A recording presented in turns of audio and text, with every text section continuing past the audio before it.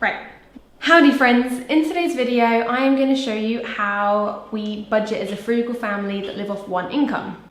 I will not be disclosing that income with you because I'm unable to do that with my husband's job. I can't disclose this, though what I have done is I've done loads of research as to what the average UK monthly income is after tax. I've also found the average price for a monthly mortgage. Where you live really depends on how much you're going to pay. I'm going to be showing you how I prep and make my budget. So first thing I do when I'm budgeting is I immediately put down how much money we will have coming into our account from wages. This is the average UK salary I wrote down here. At £2,100 after tax. That is the national average in the UK, and I'm currently writing down the national average mortgage in the UK. These are not what we earn, and this is not what we pay for a mortgage. But I write this down as a reference, so it's really easy to refer back to how much we know we'll have coming in. As you can see, I do not use an Excel spreadsheet. I use good old-fashioned pen and paper. This just works better for me. If I don't write something physically down, it never happened in my brain. If you get paid hourly, then when I used to work at the pub, I would write down the minimum I know I was going to get each month, and then anything extra is a bonus that I can straight away just put into the savings account. As you can see, I start by writing down all of our compulsory direct debits that come out every single month without fail and that are the same amount each month and don't change. So here I'm writing our mortgage, our council tax, our gas and electric, and other than the mortgage and the how much it says we earn, these are the national average. Everything else I'm writing down is pretty much how much we pay. If you're looking at this and thinking, how are we paying so little, or how do we have so few amount of bills? Honestly, it's just been years of living such a frugal way. We have spent years making sure we do not get into debt, and every few months we review what we're spending our money on, all of our direct debits, and we can look at stripping them back. So we don't have any streaming services. And with a TV license, although I've put it under the compulsory, that's because it comes out every single month and is the same amount. This is something that if we were really struggling for cash, we can technically get rid of this outgoing, because it just means that we won't be able to watch live TV or anything on BBC iPlayer, but that is money that we could technically save if we really needed to. At the moment in time, we haven't had to do that, but that's why I put a little star next to it, just so you are aware of that's not a compulsory one. And then after writing down all of our compulsory direct debits that need to go out each month, I start to write down all of the other necessary outgoings, but the ones that can technically change every month and week, depending on how much we spend. So like our household fuel, there's going to be a rough amount we spend, but there's not a definite amount. Same with food shopping. Then I've written down a sinking fund that you can see for a car. If you don't know what a sinking fund is, that is something you save monthly for, so that when a bill comes up, you've already put the money aside, so to prevent you from going into debt with these things. So we put money aside for our car, so when it comes to MOT and service time, we've got the money there.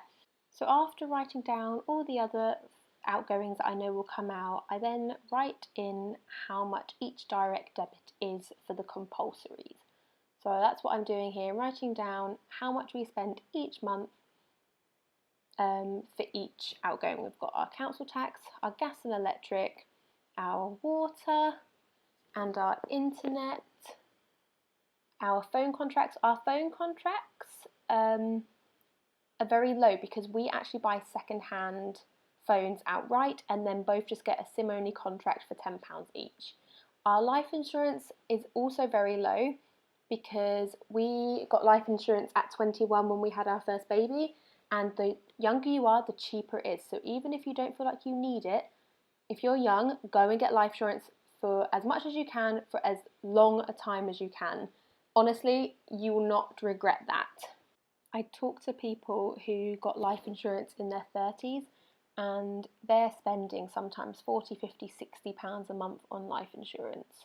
So the younger you are, the cheaper it will be.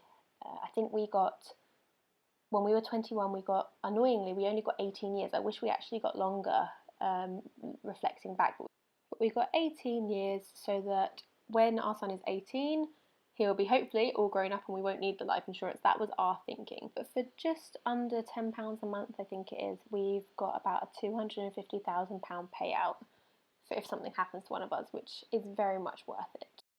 So now I've put down everything I need that we have coming out compulsory each month, and I'm calculating how much that all works out as altogether. So I'm adding all of these top numbers up in my calculator, and I'm going to write down next to that slanted line how much all of this works out as, which all these numbers together worked out as £1,148. Then household fuel is going to look different for each family, of course. We have two very small 1 litre cars that are very, very cheap to run. So if you had a bigger car, you're obviously going to, or two bigger cars, say, your household fuel is going to be a lot higher than what we pay for our fuel costs. Just like if you have one smaller car, then you might be spending a lot less money on fuel than this. But to fill up one of our cars, both of our cars are about the same. It costs us about £50 to fill it up to the top, and that lasts us about 2 weeks. So for 2 cars over 4 weeks is about £200. Then we're going to move on to our food shopping. Again, this is going to look different for everyone. We actually budget £400 a month for our food shopping, though that is absolutely everything. That is food for the chickens, that includes any cleaning products as come part of our food shop. That includes if we don't really eat out, but if we do eat out, that includes that. That is absolutely everything, and we often don't spend that much. So anything that is left at the end of the month from food shopping will normally go into savings. As we got married so young, when we first got married, we only had a budget of about £25 a week for our food shopping for the both of us, and we ate such terrible, terrible food to be able to get by that I promised I would never wanted to do that again. So now we do invest a bit more in our food shopping compared to what we used to.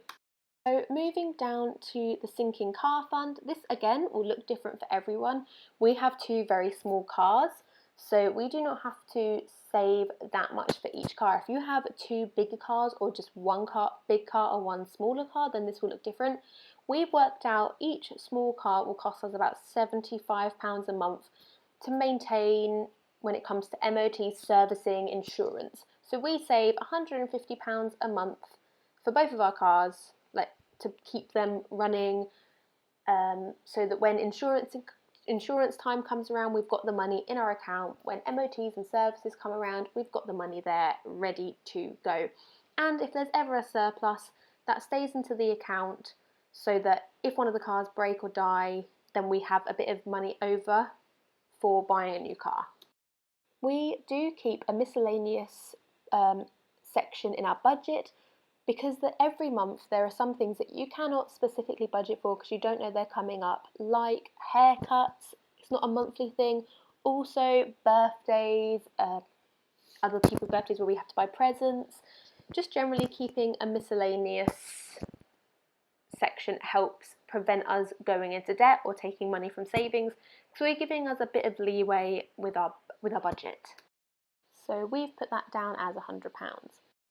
Now I'm going to work out how much money we have left to either pay off debt with, put in our savings, and what I'm going to do is take away all of these outgoings from the money we know that's coming in, which the average UK salary again is £2,100.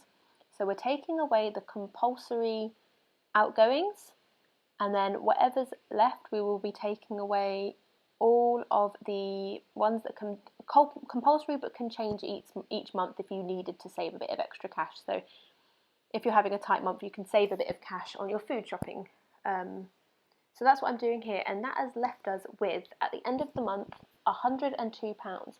That is what we have to work with for our main savings, or if you're in debt, paying off debt. That is what we are able to save a month after taking off all of our bills from our income. Though if you live in the UK, this is not always the only income you have coming in. As a family of 4 with 2 children under the threshold, we get an extra £145 every 28 days as child benefits. You can either add this into your main budget to give you a bit of extra money for paying off debt or savings. What we do with it actually is we put it as a kids activity fund. So we have a separate savings that we immediately put into our kids activity fund when it comes out, and also £10 in to each child's savings account. And that pays for if we want to take our kids out for an activity, for a day out or for a holiday, or let's say to Legoland. We have a amount of money put aside ready to do that. So it's not going to come out of our savings, it's not going to put us into more debt. We have a dedicated account especially for family activities with the kids. And a really big tip I would give anyone is, rather than waiting until the end of the month to see how much you have left to put in savings, set it up as a direct debit the day you get paid. All of our direct debits go out the day we get paid, so, and that includes our sinking car fund, our main savings, they all come out on the same day, so we know how much we have to live off for the rest of the month. And we do this because no matter how many good intentions you have, you will never have money at the end of the month if you're waiting to save that. You'll see money at the end of the month and think, oh, we still have money left, let's go out for dinner, let's go do this. You're going to spend that money. Whereas if it comes out first thing, it has been taken away into a separate account, then you know how much you have to live off, and you're less likely to spend money on things that you shouldn't be spending it on. So this is what my budget looks like. This is not how much we earn, and this is not all of our bills, or this is not how much all of our bills are. But this is what I would do if I was earning this amount or living off this amount as a family of 4 on one income.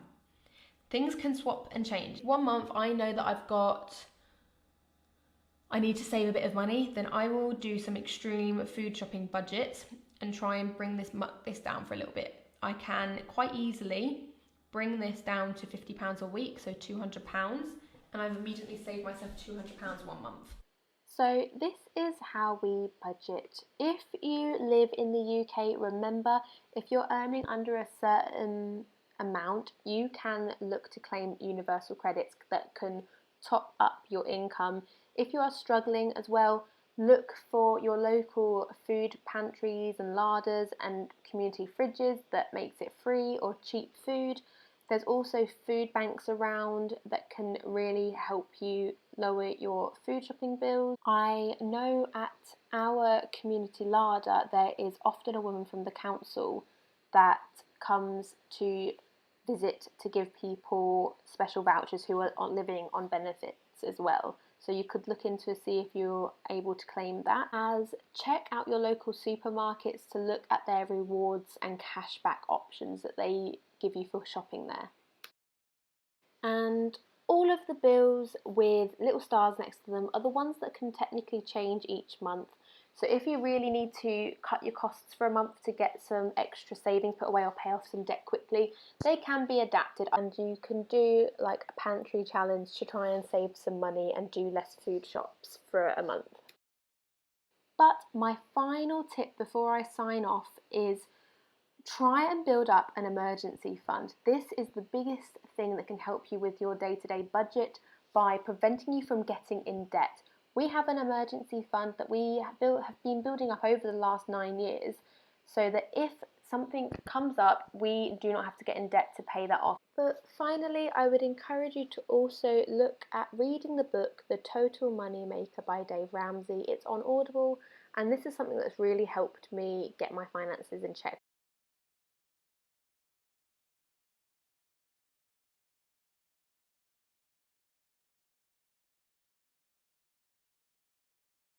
I I hope you liked this video and I'll see you in the next one. Bye friends.